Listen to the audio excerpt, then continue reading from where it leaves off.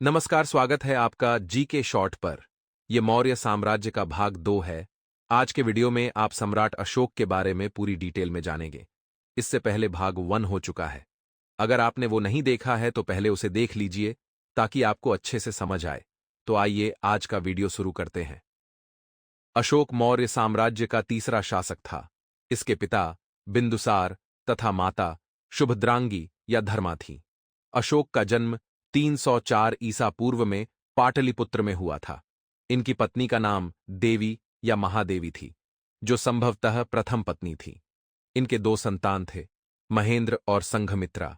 अशोक के अन्य पत्नी पद्मावती थीं, जो कुणाल की मां थीं, जबकि अशोक के अभिलेख में उसकी पत्नी कारुवाकी तथा पुत्र तीव्र का नाम मिलता है। अशोक की पत्नी तिशरक्षिता ने ही बौद्ध वृक्ष को नाश करने का प्रयास किया था। बौद्ध ग्रंथों में अशोक के 2 पुत्र महेंद्र और कुणाल तथा 2 पुत्री संघमित्रा और चारुमति का उल्लेख मिलता है। अशोक का राज्याभिषेक। बिंदुसार ने अपने जीवन के अंतिम समय में अपने बड़े पुत्र सुशीम को अपना उत्तराधिकारी बनाना चाहा, परंतु राधागुप्त की सहायता से अशोक अगला शासक बनता है। अशोक 272 ईसा पूर्व में सिंहासन पर बैठा, लेकिन उसका राज्याभिषेक 3 साल बाद 269 ईसा पूर्व में हुआ। इससे पहले अशोक उज्जैन का राज्यपाल था और सुशीम तक्षशिला का राज्यपाल था।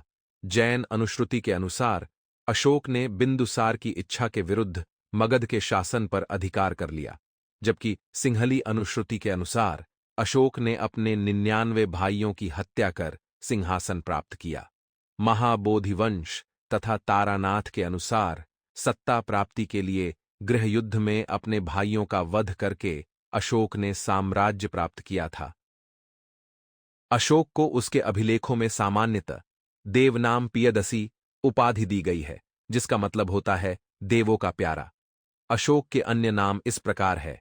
पुराणों में अशोक वर्धन, मास की अभिलेख में देवनाम प्रियदर्शी अशोक, मास की लघु शिलालेख में बुद्ध शाक्य, बौद्ध ग्रंथ में चांडाशोक या चंड अशोक, रुद्रदामन का जूनागढ़ अभिलेख में अशोक मौर्य, गुजर्रा अभिलेख में देवानाम पियदसी, निट्टूर लघु शिलालेख में राजा अशोक और भब्रू या वैराट अभिलेख में प्रियदशी तथा इसी अभिलेख में बुद्ध धम्म संघ का भी उल्लेख मिलता है। कल्हण की राजतरंगिनी के अनुसार अशोक शिव का उपासक था। इसी ने कश्मीर में श्रीनगर की स्थापना करवाई। अशोक प्रथम शासक था जिसने अभिलेखों के माध्यम से प्रजा को संबोधित किया। 1750 ईस्वी में टीफेथैलर ने सबसे पहले दिल्ली में अशोक स्तंभ का पता लगाया, किंतु अशोक के अभिलेखों को सर्वप्रथम जेम्स प्रिंसेप ने 1837 ईस्वी में इसे पढ़ा था। अब कलिंग युद्ध के बारे में जानते हैं। अशोक ने अपने राज्याभिषेक के 8वें वर्ष 261 ईसा पूर्व में कलिंग पर आक्रमण किया और कलिंग की राजधानी तौसाली पर अधिकार कर लिया। यह वर्तमान उड़ीसा के दक्षिणी भाग में स्थित है। अशोक के 13वें अभिलेख से कलिंग युद्ध के बारे में विस्तृत जानकारी मिलती है। कलिंग युद्ध में हुए नरसंहार से विचलित अशोक ने युद्ध की नीति को सदा के लिए त्याग दिया। कल्हण की राजतरंगिनी से पता चलता है कि अशोक का अधिकार कश्मीर पर भी था। इसके अनुसार उसने वहां धर्मारिणी विहार में अशोकेश्वर नामक मंदिर की स्थापना करवाई थी। कश्मीर में श्रीनगर तथा नेपाल में देवपत्तन नामक नगर को बसाया। कलिंग युद्ध की जानकारी 13वें शिलालेख के अलावा कलिंग राजा खारवेल के हाथी गुम्फा अभिलेख से भी मिलता है। महापदम नंद कलिंग को मगध में मिलाया। बिंबिसार ने स्वतंत्र घोषित किया और अशोक ने कलिंग से युद्ध किया। युद्ध के बाद अशोक भेरी घोष यानी विजय नीति की जगह धम्म घोष यानी शांति की नीति के सिद्धांत को अपनाया। कलिंग युद्ध के बाद अशोक ब्राह्मण धर्म से बौद्ध धर्म को अपना लिया, जिसका प्रमाण भब्रू अभिलेख में है। अशोक अपने धम्म की व्याख्या दूसरे एवं 7वें स्तंभ लेख में की है। अशोक धम्म प्रचार के लिए 14 शिलालेखों का निर्माण करवाया। कई अभिलेखों से यह स्पष्ट हो जाता है कि अशोक का साम्राज्य विस्तार उत्तर पश्चिम सीमा प्रांत में अफगानिस्तान से लेकर दक्षिण में कर्नाटक तथा पश्चिम में काठियावाड़, गुजरात से लेकर पूर्व में बंगाल की खाड़ी तक विस्तृत था। अशोक का धार्मिक जीवन किस प्रकार का था? अशोक शुरुआत में ब्राह्मण धर्म का अनुयायी था, परंतु बाद में बौद्ध अनुयायी बन गया। राजतरंगिणी के अनुसार अशोक शैव धर्म का अनुयायी था, क्योंकि उसके अभिलेखों में सर्वत्र उसे देवनाम्पियदसी कहा गया है, जिसका अर्थ है देवताओं का प्रिय या देखने में सुंदर। इससे उसके हिंदू धर्म में आस्था के संकेत मिलते हैं। उपगुप्त नामक बौद्ध भिक्षु ने अशोक को बौद्ध धर्म की दीक्षा दी। अशोक ने आजीविकों के रहने के लिए बराबर की पहाड़ियों में 4 गुफाओं का निर्माण करवाया, जिसका नाम है लोमश ऋषि गुफा, कर्ण चौपार, सुदामा गुफा और विश्वझोपरी। अशोक ने अपने शासक के 10वें वर्ष सर्वप्रथम बोध गया की यात्रा की और इसके बाद अपने राज्याभिषेक के 20वें वर्ष लुम्बिनी ग्राम गया, जहां उन्होंने लुम्बिनी ग्राम को कर मुक्त घोषित कर दिया। भब्रू से प्राप्त लघु शिलालेख में अशोक स्पष्टतः बुद्ध, धम्म तथा संघ का अभिवादन करता है। सारनाथ, सांची तथा कौशाम्बी के लघु स्तंभों से भी अशोक के बौद्ध होने का प्रमाण मिलता है। बौद्ध धर्म ग्रहण करने के बाद अशोक ने आखेट तथा विहार यात्राएं रोक दीं और उसके स्थान पर धर्म यात्राएं प्रारंभ की। वह महात्मा बुद्ध के चरणों से पवित्र हुए स्थानों पर गए तथा उनकी पूजा की। उसकी यात्राओं का क्रम इस प्रकार है: बोध गया, कुशीनगर, लुम्बिनी, कपिलवस्तु, सारनाथ तथा श्रावस्ती। अशोक द्वारा भेजे गए धर्म प्रचारक इस प्रकार है: महेंद्र और संघमित्रा को श्रीलंका और लक्षद्वीप, महारक्षिता को यवन देश, मज्जिम को हिमालयवर्ती देश, थेर महादेव को महिषमंडल जो वर्तमान के मैसूर क्षेत्र है, महाधर्म रक्षिता को महाराष्ट्र, सोना और उत्तरा को सुवर्ण भूमि तथा मज्झंतिका को कश्मीर और गांधार भेजा था। अशोक का धम्म क्या था? धर्म को पाली भाषा में धम्म कहते हैं। अशोक के धम्म की परिभाषा राहुलोवाद सूक्त से ली गई है। स्वनियंत्रण अशोक की धम्म नीति का मुख्य सिद्धांत है। अशोक के अलावा शालीशुक ने धम्म का अनुसरण किया। अब देखते हैं धम्म की व्याख्या क्या है। अशोक के दूसरे और 7वें स्तंभ लेखों में अशोक के धम्म की व्याख्या है।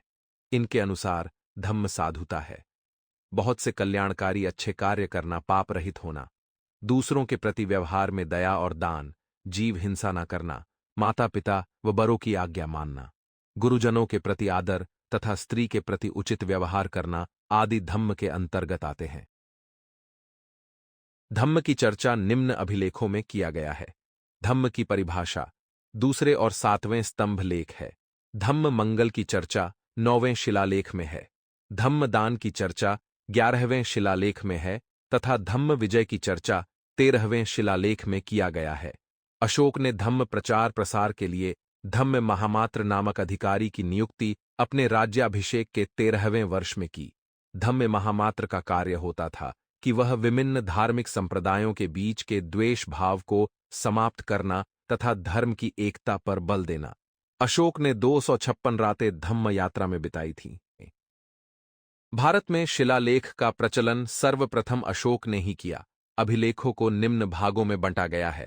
पहला है शिलालेख, जिसे वृहद शिलालेख और लघु शिलालेख में बांटा गया है। दूसरा है स्तंभ लेख, इसे लघु स्तंभ तथा दीर्घ स्तंभ लेख में बांटा गया है। तथा तीसरा है गुहा लेख, ये गुफाओं के दीवारों पर लिखा जाता है। सबसे पहले अभिलेखों की भाषा के बारे में जान लेते हैं। अशोक ने अपने अभिलेखों में 4 लिपियों का उपयोग किया है, जो इस प्रकार है: ब्राह्मी लिपि, खरोष्ठी लिपि, यूनानी और अरमाइक। हालांकि अधिकतर अभिलेखों की भाषा प्राकृत और ब्राह्मणी लिपि में लिखी गई है, लेकिन शाहनाज घड़ी एवं मनसेहरा अभिलेख खरोष्ठी लिपि में उत्कीर्ण है और तक्षशिला एवं लघमान अभिलेख, जो कि काबुल के समीप अफगानिस्तान में है, अरमाइक में है एवं कांधार के पास शार-ए-कुहना अभिलेख यूनानी एवं आरमाइक में उत्कीर्ण है। अब सबसे पहले शिलालेखों में वृहद शिलालेख के बारे में जानते हैं। अशोक के वृहद शिलालेख की संख्या 14 है, जो 8 विभिन्न स्थानों पर पाए गए हैं, यानी कि 8 शिला पर 14 लेख लिखा हुआ है।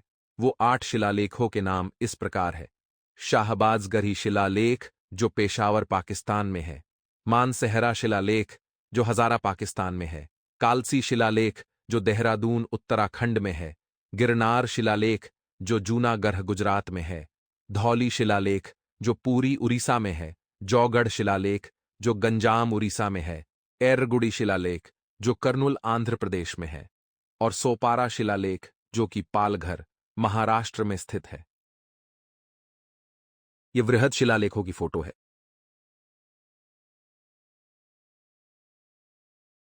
अब जानते हैं कि अशोक के इन 14 शिलालेखों में क्या कहा गया है। पहला शिलालेख में पशु बलि का निंदा की गई है और अशोक बोलते हैं कि सभी मनुष्य मेरी संतान है तथा उत्सव समारोह पर प्रतिबंध लगाया गया है। दूसरा शिलालेख, इसमें मनुष्यों और पशुओं के लिए चिकित्सा तथा चेर, चोल, पांड्य तथा ताम्रपर्णी का उल्लेख है। तीसरा शिलालेख में रज्जुक नामक अधिकारियों की नियुक्ति की चर्चा है। चौथा शिलालेख में धम्म नीति का विवरण है। पांचवा शिलालेख में बौद्ध धर्म के प्रचार के लिए धम्म महामात्रों की नियुक्ति की चर्चा है। छठा शिलालेख में धम्म महामात्रों के लिए एक निर्देश है। सातवां शिलालेख में धर्मनिरपेक्षता की बात कही गई है तथा यह शिलालेख सबसे बड़ा शिलालेख है। आठवां शिलालेख में धम्म यात्राओं का आयोजन सम्राट द्वारा किया जाएगा। नौवां शिलालेख में जन्म, मरण, विवाह, यात्रा से पहले होने वाला समारोहों को निंदा करता है। 10वां शिलालेख में धम्म नीति की श्रेष्ठता, ख्याति एवं गौरव की निंदा करता है। 11वां शिलालेख में धम्म की नीति की व्याख्या है। 12वां शिलालेख में धार्मिक सहिष्णुता की चर्चा है, यानी सभी धर्मों का आदर करना चाहिए। 13वां शिलालेख, इसे पृथ्वी शिलालेख कहा गया है क्योंकि यह सभी जगह पर नहीं मिलता है। इसमें कलिंग युद्ध का वर्णन है तथा अशोक के समकालीन 5 यूनानी राजाओं का उल्लेख है और अशोक अपने राज्यों को चेतावनी देता है कि अशोक ने पूर्णतः शस्त्र नहीं त्याग किया है। और 14वां शिलालेख में लोगों को धार्मिक जीवन व्यतीत करने की प्रेरणा दी गई है। अब शिलालेख में लघु शिलालेख को देखते हैं जो इस प्रकार है। रूपनाथ लघु शिलालेख, यह मध्य प्रदेश के जबलपुर जिले में है। गुजर्रा लघु शिलालेख, यह मध्य प्रदेश में है। इसमें अशोक का नाम अशोक लिखा गया है। भाबरू लघु शिलालेख, यह राजस्थान के जयपुर जिले एकमात्र ऐसा शिलालेख है जो बेलनाकार आकृति का है। यह शिलालेख अशोक के बौद्ध धर्म का अनुयायी होने का सबसे बड़ा प्रमाण है। मास्की लघु शिलालेख, यह कर्नाटक के रायचूर जिले, इसमें भी अशोक ने अपना नाम अशोक लिखा है। अशोक के साम्राज्य की दक्षिणी सीमाओं की जानकारी प्राप्त होती है। सासाराम लघु शिलालेख, यह बिहार के रोहतास जिला में है। ब्रह्मगिरी लघु शिलालेख तह रायचूर, कर्नाटक में है। पालकी गुंडू या गोविमठ लघु शिलालेख, यह मैसूर, कर्नाटक में है। सिद्धपुर लघु शिलालेख, यह ब्रह्मगिरी, कर्नाटक में है। अहरौरा लघु शिलालेख, यह मिर्जापुर, उत्तर प्रदेश में है। जतिंगा रामेश्वर लघु शिलालेख, यह ब्रह्मगिरी, कर्नाटक में है। उदयगोलम लघु शिलालेख, यह बेल्लारी, कर्नाटक में है तथा नित्तूर लघु शिलालेख, यह बेल्लारी, कर्नाटक में है। यहां पर आप लघु शिलालेखों को देख सकते हैं।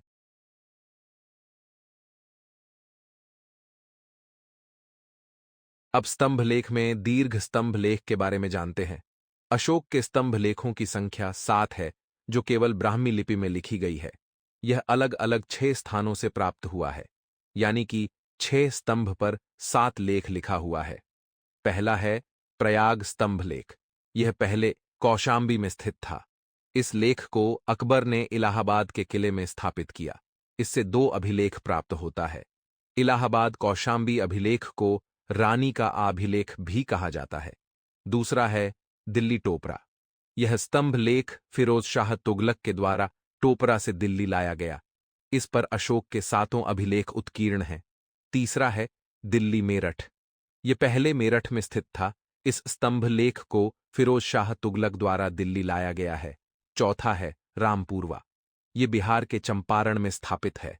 इसकी खोज 1872 ईस्वी में कार्लाइल ने की। पांचवा है लौरिया अरेराज, यह बिहार के चंपारण में स्थित है।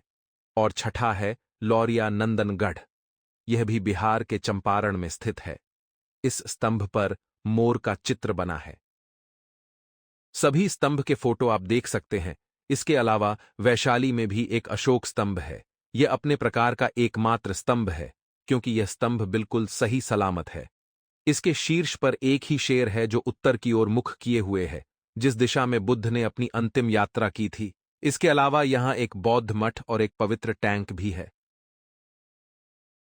अब स्तंभ लेख में लघु स्तंभ लेख को देखते हैं। लघु स्तंभ लेखों की संख्या 5 है। पहला है सारनाथ स्तंभ लेख जो वाराणसी में है। दूसरा है सांची स्तंभ लेख जो रायसेन मध्य प्रदेश में है। तीसरा है कोसंबी स्तंभ लेख जो इलाहाबाद में है। चौथा है रुम्मिंदेई स्तंभ लेख जो लुम्बिनी नेपाल में है। और पांचवा है निगलीवा स्तंभ लेख जो निगाली सागर नेपाल में स्थित है। इन सब में सबसे प्रसिद्ध स्तंभ सारनाथ स्तंभ लेख है, जो उत्तर प्रदेश वाराणसी में है। यह 4 सिंहों वाला स्तंभ है, जिसे सम्राट अशोक ने लगभग 250 ईसा पूर्व में बनवाया था। इस पे 4 सिंह पीठ से पीठ सटाकर बैठे हैं। वर्तमान में स्तंभ उसी स्थान पर बना हुआ है, जबकि सिंह स्तंभ सारनाथ संग्रहालय में है। सारनाथ से अशोक के इसी सिंह स्तंभ को भारत के राष्ट्रीय प्रतीक के रूप में अपनाया गया है, और इसके आधार से अशोक चक्र को भारत के ध्वज के केंद्र में रखा गया है। अभिलेखों में अब अशोक के गुहा लेख को देखते हैं। सम्राट अशोक ने दक्षिण बिहार के गया जिले में स्थित बराबर में पहाड़ों को कटवाकर 3 गुफाओं का निर्माण किया और उनकी दीवारों पर लेख उत्कीर्ण करवाया और तीनों गुफाओं को आजीवकों को दे दी। पहला गुहा लेख को अपने राज्याभिषेक के 12 वर्षों में आजीवकों को दी गई। दूसरा गुहा लेख को अपने राज्याभिषेक के 12 वर्ष होने पर आजीविकों को दी गई और तीसरा गुहा लेख को अपने राज्याभिषेक के 19 वर्ष होने पर आजीविकों को दिया। यह अशोक द्वारा निर्मित बराबर गुहा अभिलेख है।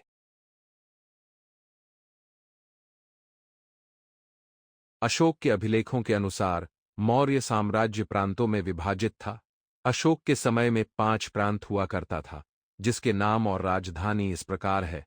उत्तरापट की राजधानी तक्षशिला, अवंती राष्ट्र की राजधानी उज्जैनी, कलिंग प्रांत की राजधानी तोसली, दक्षिणापट की राजधानी सुवर्णगिरी और 5वां है प्राशी या प्राथी की राजधानी पाटलिपुत्र थी। अब अशोक और मौर्य साम्राज्य से संबंधित कुछ इंपॉर्टेंट पॉइंट्स को देख लेते हैं। मिस्र के शासक टॉलेमी फिलडेल्फ्स ने अपना राजदूत अशोक के दरबार में भेजा था। अशोक ने मोग्लिपुत तिस्स के प्रभाव में आकार बौद्ध धर्म को अपनाया। बौद्ध ग्रंथ दिव्यावदान के अनुसार अशोक ने उपगुप्त नामक बौद्ध भिक्षु से बौद्ध धर्म की दीक्षा ली। श्रीलंका के शासक तीस ने अशोक की देवनामपीय की उपाधि धारण किया था। तीस को महेंद्र ने बौद्ध धर्म में दीक्षित किया था। महेंद्र अशोक का पुत्र था, जो धर्म प्रचार के लिए श्रीलंका गया था। अशोक के अब तक 40 से अधिक अभिलेख प्राप्त हो चुका है। अशोक के अभिलेख को सर्वप्रथम जेम्स प्रिंसेप ने 1837 ईस्वी में पढ़ा था। अशोक के मृत्यु के बाद मौर्य साम्राज्य पतन की ओर बढ़ा और अशोक के बाद के शासक को परवर्ती मौर्य शासक कहा गया। परवर्ती मौर्य शासक दशरथ को जैन धर्म का संरक्षक कहा गया है। इसने बिहार के गया में नागार्जुन पहाड़ी पर आजीवकों के लिए गुफा का निर्माण करवाया तथा अशोक के बाद दशरथ ने देवानामप्रिय की उपाधि धारण की। परवर्ती मौर्य शासक शालीशुक ने सुभगसेन की उपाधि धारण किया था और पुराणों के अनुसार मौर्य वंश का अंतिम शासक बृहद्रथ था, जिसे पुष्यमित्र शुंग ने इसकी हत्या कर मौर्य वंश का अंत कर दिया। तो ये था मौर्य साम्राज्य का भाग 2, जिसमें हम लोगों ने अशोक के बारे में जाना। अब मिलते हैं अगले वीडियो में, तब तक के लिए थैंक यू। आपका दिन शुभ हो।